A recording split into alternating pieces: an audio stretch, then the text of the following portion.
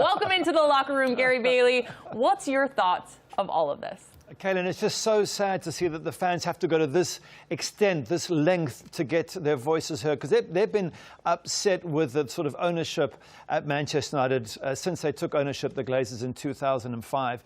And there's one word that springs to mind that the Glazers should have embraced a long time ago, Kaylin, and that is respect. They should respect the club, the city that the club is in, the fans and the history of the club. That's the club that I go to quite often in the background. I love being there. I love interacting with the Manchester fans, talking to them. The Glazers don't go often. They don't communicate with the fans. They don't do any social media wearing the shirts. There's got no connection at all, and they're just seen to be taking money out the club. Now, they're very clever financially, of course, but it's a simple solution to reach out. And the very first communication they had, I think in 15 years, was to apologize for the Super League. And Kaylin, if they don't start to reach out, and they don't start to embrace the city, the club and the fans, I think these protests are going to continue. Do you think these fans are really going to take that on? They obviously want ownership out. Will they listen to ownership or take them on board, or is it basically one or done? I think the Glazers can still turn this around. It's very, very difficult because the level of feeling against them is very, very high. It might be a good time to sell if there's a good person to purchase the club. But if they reach out, and as I say, if they go to Manchester more often, I mean, they go so rarely, they're hardly ever seen there. When they're there, they don't go to fan events, they don't go to club events, they don't get themselves immersed in this club. This club, Kaylin, and you know you've been to England, and Thomas and Eric have. I will say I played there, Gary, once in the Olympics. You see, you played there, Kaylin, but you know the passion. And if, as an owner, you have to be there and involved, and they're not. And this is how it's boiled over with the Super League. And it's going to be very difficult to turn it around. But if they apologize, if they're contrite, if they have pictures taken and they go and visit, maybe, and if they get fans maybe on the board, Kaylin, there's a solution. Get a couple of fans to come sit on the board and give advice. They could still possibly turn this around. And Thomas, you're sitting here shaking your head. Tell me what's up. Absentee ownership doesn't work. And by the way, most of these American guys, they don't want this fight. They can't relate to it within their own structure of the NFL, whatever it might be. In their case, the Glazers, it is the NFL, obviously. And as I said again, this is a total different animal where the anti-Glazer, the anti-modern football message is very clear. And you know what? It was mostly peaceful. Yes, there were some people that I don't condone doing that, but overall it was very peaceful. And the message was clear. They ruffled some feathers. And started with Liverpool, Chelsea, now to Man Utd. This is not going to stop right now. And I love it because you know what? These fans deserve these clubs to be part of their community, like the 50-plus rule that Bayern Munich or the Bundesliga has, for instance. And I'm telling you, this is not going to stop. This is a momentum, a wave that I'm going to ride, and I'm going to go to England, and I'm going to stand on the pitch as well and stop games, because that's the only way people listen. Well, you can't, because we can't travel internationally at the moment. And he just said he wasn't going to condone the pitch invasion. It's like, I'm going to invade it as well.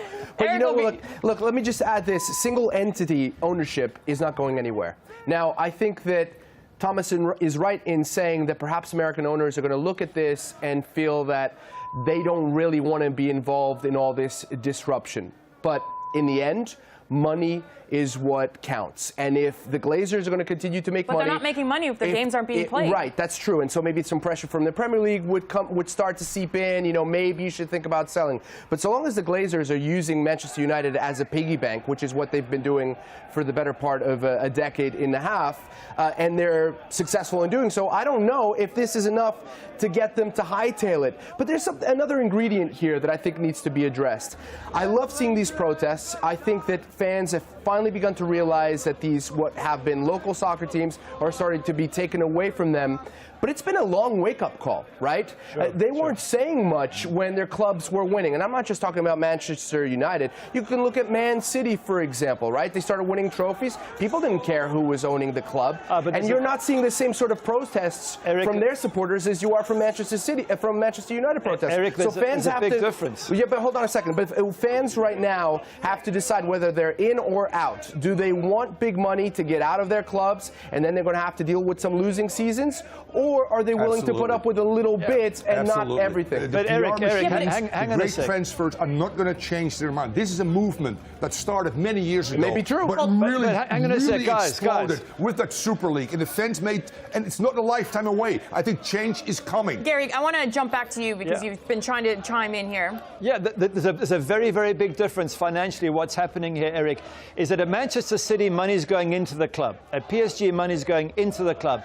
At Man United, money's coming out of the club. And you'll see the stadium's in a state of disrepair. We used to have the best training ground in the world back 15 years ago. It's not. Manchester City have the best training ground. Man City's gone from nowhere 12 years ago to being one of the top sides in the world. So while they're going up with investment, since the Glazers have come in, we've gone down. We've won nothing for 8 years. So what's really interesting about this conversation is that it's not about single entity ownership. It's about what the owners do with the clubs, which is another problem. It's investment. It's love. Right, but except it's the franchise fees going up by $1 billion. Exactly. Ticket prices go up, merchandising goes up, but that's another problem, right? Because that's where the split occurs. Do we want these owners to leave the game?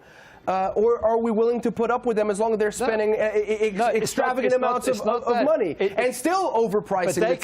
They can make their money. They can make their money. No one's against the Glazers making money. But you know that this is why the Super League... Listen up. They can make their money. What they mustn't do is take it out. So come in, invest, make some profits with the club, grow with the club, make the club more successful, make the ground better, etc. Take your profit out and raise the club. But you cannot take your profit out if the club is dropping the whole time. Right. And that's all that. So they're dropping the ball. Reason enough for the fans to be upset about it, and with the Super League and things like that. Yeah, but Gary's talking about performances because Manchester United is still making money. I mean, of course, take the pandemic aside. Look right? at the club. So look at the club where it is. It hasn't spent money on the stadium. It hasn't spent money on the training facilities. It hasn't been able to match. But the Glazers are making profits.